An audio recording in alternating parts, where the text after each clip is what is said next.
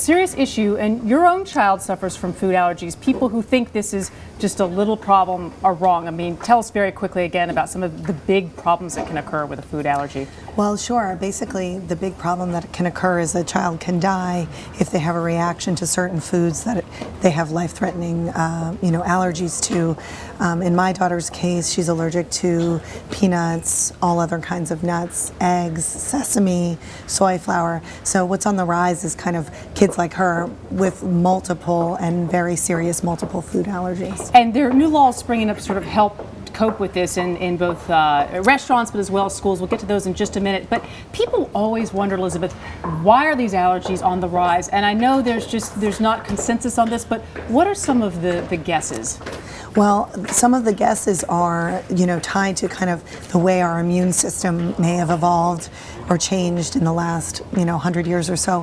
One of the theories that's out there is that we're too focused on hygiene, and that actually, like, all this cleaning ourselves every day and showering and washing our hands and antibacterial has kind of confused our immune system, so they don't really know what's a dangerous substance and what's not a dangerous substance. So that's one theory. Another theory, there's a lot of different theories, but some are tied to, vaccinations. Right. They sort of adjust, not that people shouldn't get their kids vaccinated, but, there's vaccinations change your immune system and influence it. So those are some of the theories, but there's really no known consensus, and there's no known cure yet, but they're working on it. Vaccines obviously controversial on both sides of the issue, but the bottom line is 1 out of every 13 children in 2008 suffered from some sort of a food allergy. Now, schools, this is a very big place that they have to deal with this. What are some of the new laws and regulations going into effect to help them deal?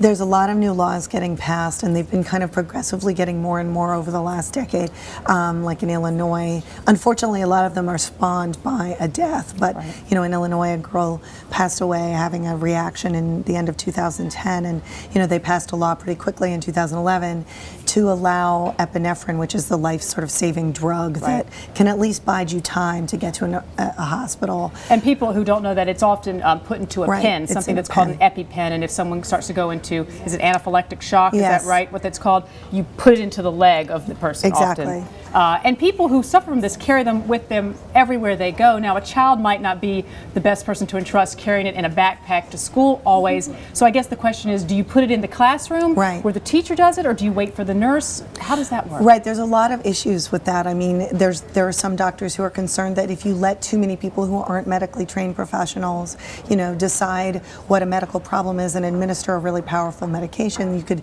run into all kinds of problems. But I mean, but on the other hand, a reaction happens within seconds. So you want to have this medicine available, and any allergist always tells a parent like myself, don't hesitate to use it. It can save your child's life. So there's a lot of designations being put out there in the laws, in these new laws, that kind of really specify for kids who have a known allergy, it can be in the classroom, for for kids who don't have a known allergy, it can be stocked in the nurse's office, or it can be stocked somewhere and used only by a nurse, that kind of thing. And what about, very quickly, in the restaurant? Massachusetts leading the way here. What are some of the laws and new regulations going into effect for that? Well, just awareness. Massachusetts requires restaurant managers to take a training, watch a training video, and sort of pass a little test about food allergy awareness. They're also required to have a list of ingredients. Well, they're not required to, but in order to be considered like a food allergy friendly restaurant, they have to have a list of all the ingredients and all the things that they offer. They have notes at the bottom. They were the sort of first, I think, to have notes at the bottom of the menu that says, if you have an allergy, tell us. They have posters in the kitchens for their servers, and the board of sanitary and whatever the restaurant inspectors board commission. They look for this. They look for this and verify that the restaurants are keeping it up.